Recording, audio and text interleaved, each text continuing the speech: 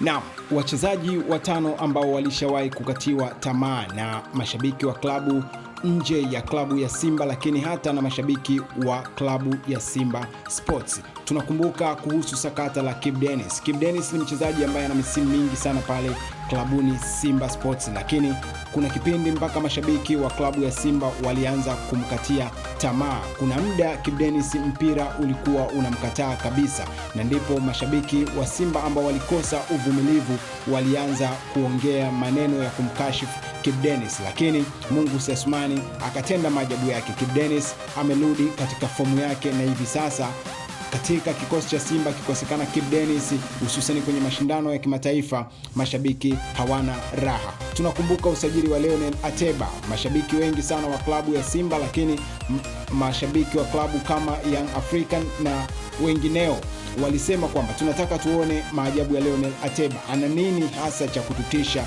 mashabiki ama kututisha baadhi ya virabu, kwamba yeye ni nani wakati pale Simba walipita watu na hawakusumbua?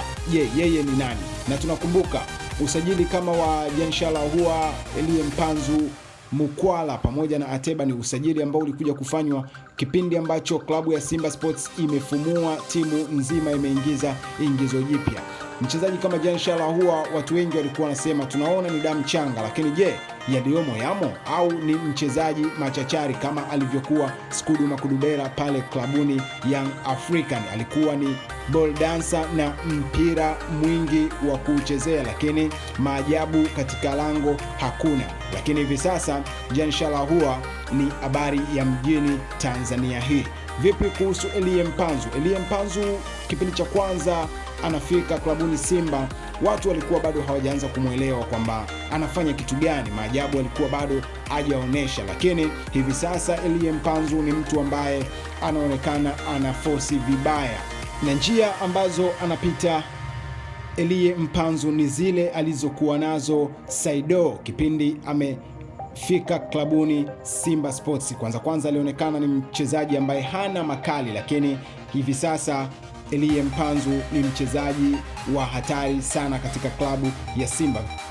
Vipi kuhusu Steven Dese Mukwala? Steven Dese Mukwala kipindi anasajiliwa, watu walizidi kuvunjika moyo baada ya msemaji wa klabu ya Simba Sports Ahmed Ali kumpachika jina la utani forward mrefu kuliko goli. Hapo ndipo watu walizidi kukatika tamaa, lakini hivi sasa Mukwala anafanya malipizi ama anavunja rekodi zile ambazo aliziweka Chama mpaka kwa mabao ya kisigino. Ndugu mtazamaji wa World Trending TV, hao ni wachezaji watano ambao walikutana na kashikashi ya kuzungumziwa vibaya, lakini hivi sasa wanakiwasha ni aje. Kama hauja subscribe, gusa neno subscribe ili uwe wa kwanza kupata notification zetu.